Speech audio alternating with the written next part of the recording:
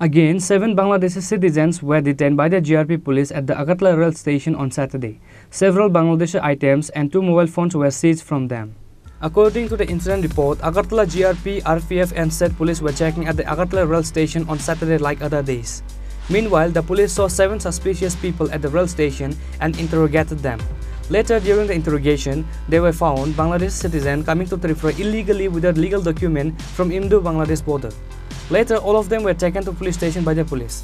The Agartala GRP police station Ushita Pasda said that they will be taken to the court and strict action will be taken against them. গতকালকেও আমরা দুজন আমাদের সন্দেহ হয় যে তারা সম্ভবত আমাদের ত্রিপুরা থেকে অন্যত্র যাচ্ছে। তো গতকালকে আমরা দুজনকে গ্রেপ্তার করেছি। এর মধ্যে একজন আমাদের ইন্ডিয়ান টাউট আর একজন বাংলাদেশের এক মেয়ে। আর আজকেও সেম, আজকেও আমরা সকালবেলা আমরা জিআরপি, আরপিএফ, এসবি, বিএসএফ সবাই মিলে যখন আমরা চেকিং করছিলাম, তখন আজকেও আমরা টোটাল 7 জনকে ডিটেইন করি সন্দেহজনকভাবে।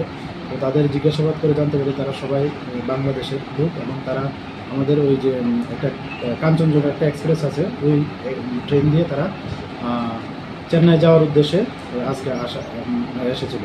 তো তারা সম্ভবত ওই বললো যে একজাক্ট তো বলতে পারে না। তো তাদের ওই বর্ডার থেকে যে আজকে রেল স্টেশনে আসা পর্যন্ত 1 ঘন্টা সময় লেগেছে। তো আমরা আইডিয়া করছি হয়তো কুমিল্লা বা ওইসব বর্ডার দিয়ে তারা এখানে এসেছে। তাদের কাছ থেকে সন্দেহজনক কিছু পাওয়া গেছে?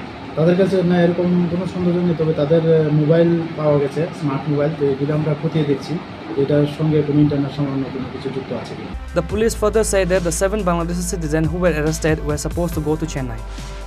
Reporter Biprana from Agartala, Chini Khorang.